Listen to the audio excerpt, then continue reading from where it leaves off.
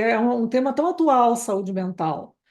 E a gente acaba que nessa vida corrida que a gente tem, nem pensa que existe isso, e muito menos a gente cuida também da nossa saúde mental. Pelo menos a gente não cuida tanto quanto a gente deveria cuidar, né? A gente vai falar hoje nessa aula um pouco de que estratégias que a gente pode ter no dia a dia para a gente gerenciar, né, o nosso estresse, a nossa ansiedade e para tentar manter a saúde mental.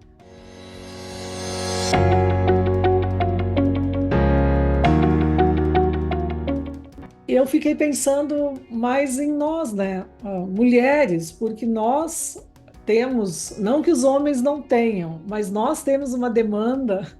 Eu não sei se porque a gente se cobra mais ou se porque é coisa do, né, do que culturalmente nos foi ensinado.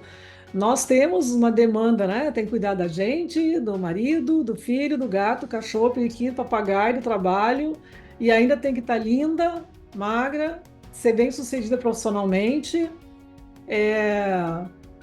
O que mais? A gente tem tantas demandas que a gente tem que atender, e eu acho que naturalmente não tem como dar conta de tudo, né?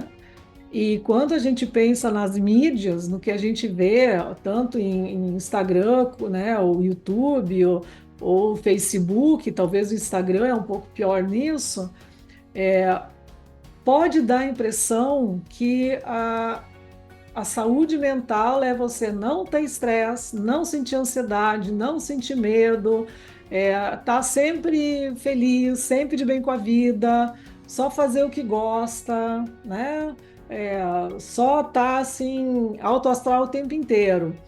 E quem presta um pouquinho mais de atenção, né, na própria vida e no dia a dia, sabe que não é bem isso. A gente tem momentos, às vezes, no mesmo dia, que a gente está muito bem, daqui a pouco acontece alguma coisa que nos desestabiliza um pouquinho, e daqui a pouco a gente vai ter que dar um jeito de se readaptar e de se equilibrar. Às vezes é mais fácil, às vezes demora um pouco mais. Cada um de nós tem limites e tem possibilidades. E quando se trabalha na área da saúde, eu particularmente acho que tem que se focar mais naquilo da possibilidade que o outro tem, né? Que possibilidades ele tem para sair do lugar que ele está e encontrar mais saúde, mais qualidade de vida, recuperar o bem-estar. Aí eu fui fazer uma pesquisa para a gente conversar assim desde o do início, né? Como que é isso? Assim, desde que a gente nasce, porque a gente, vamos dizer assim, a gente não fica com as questões emocionais ou traumas ou fantasias assim só quando é adulto, aquilo se construiu ao longo da vida, né? E aí eu pensei assim, vamos tentar dividir um pouco, né? Como que seria isso no bebê? Como que é uma saúde mental no bebê? O que que nós, enquanto pais ou mães, ou se a gente está fazendo trabalho até numa creche ou está cuidando de alguma criança, o que que a gente tem que proporcionar para esse bebê para que ele consiga se desenvolver com saúde mental? E eu, assim, no bebê eu pensei muito no vínculo. Nesse vínculo, primeiro com a mãe, né? No caso de não ter mãe, da pessoa que cuida dessa criança, desse bebê. Então, no bebê, estabelecer o vínculo eu acho a coisa mais importante, né? Que o bebê se sentindo seguro, se sentindo amado, se sentindo atendido, ele depois, à medida que ele for crescendo, ele vai se sentir seguro para se relacionar com outras pessoas e se relacionar também no ambiente em que ele vive. Então, esse vínculo é o mais importante.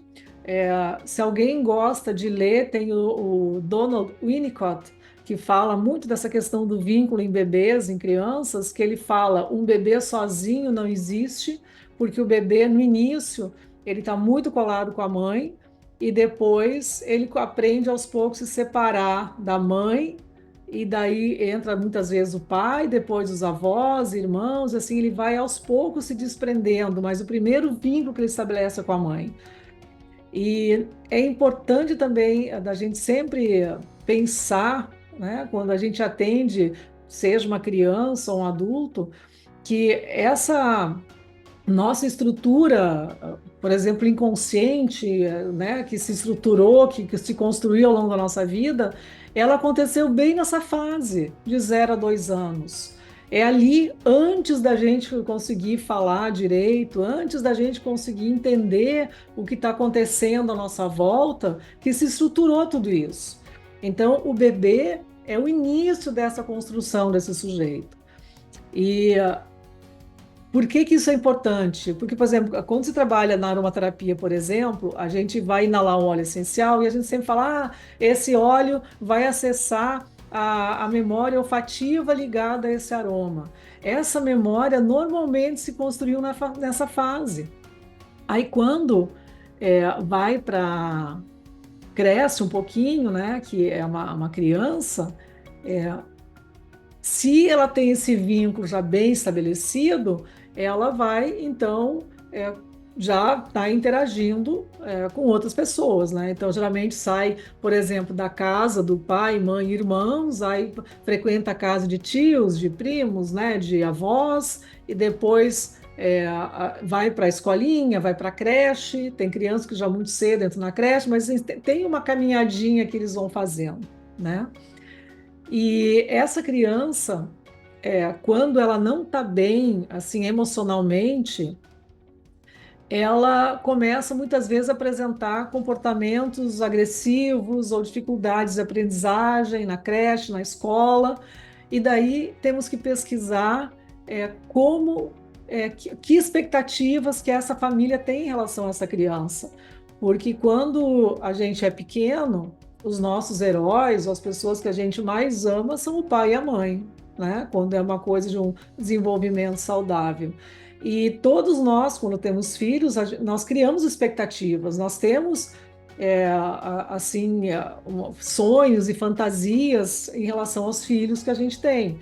O que a gente não pode deixar é que isso se torne assim, uma exigência da criança ter que responder aquilo que eu quero, né? O que eu acho que é importante para ela, o que eu desejo, porque está na minha fantasia. Porque quando a criança ela é muito exigida, ou quando a criança ela sente que ela não está atendendo essa demanda dos pais, quando ela não se sente amada, aí que começa o problema. Como vai ser depois, quando chegar aqui na adolescência? Esses dias ainda uma pessoa me procurou que está com um problema, que o filho não sai do quarto, um garoto de 16 anos não sai do quarto, ela está muito preocupada, porque né, ela acha que devia estar com amigos e devia ter uma vida um pouco, né, social e pegar sol e tal. Aí eu fiquei pensando, pois é, mas e o vínculo que devia ter se estabelecido lá na infância devia ter sido, vamos dizer assim, reconstruído e reinvestido o tempo inteiro, né? Porque quando a gente tem vínculo e a gente percebe, por exemplo, que modificou o comportamento do nosso filho, que ele de repente não sai do quarto, o que que a mãe, né, ou o pai, ou a pessoa que está ali cuidando, né, que dessa pessoa, dessa criança, esse jovem, ela vai no quarto e pergunta o que está acontecendo, né? Eu posso te ajudar e conversa.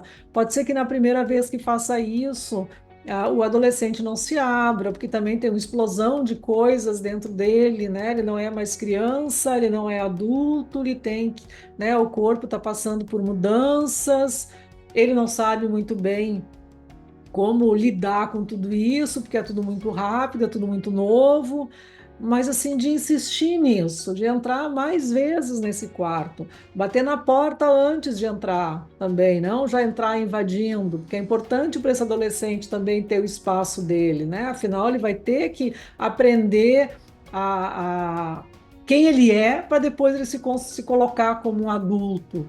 Então, essa identidade, essa construção também desse eu dele, quem sou eu, é importante. Faz falta o grupo, acho que faz muita falta o grupo, porque o grupo é um lugar onde ele tem os pares dele. Então, ter esse contato com o grupo dá aquela coisa, né, de assim, de estar com o seu par, de olha, eu também estou começando a ter barba, ó, meu seio também cresceu, eu também menstruei.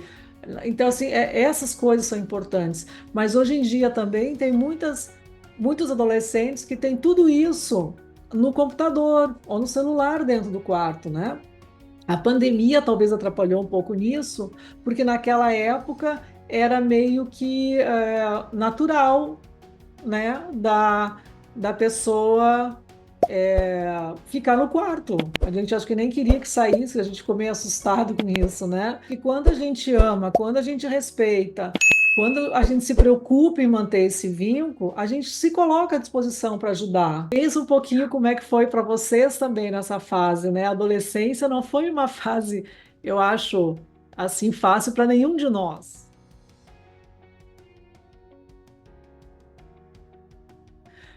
Porque eu acho que essa questão da gente falar o que sente e ouvir o outro naquilo que ele está dizendo também é o primeiro passo, porque quando a gente se ouve, a gente consegue conversar e consegue resolver, né? E quando a gente pensa nessa identidade, né, que o adolescente não tem a identidade dele ainda, porque ele está fazendo esse, né, deixando a criança de lado para descobrir o que ele é, o que ele quer, para depois se construir como adulto, né, para depois se mostrar como adulto.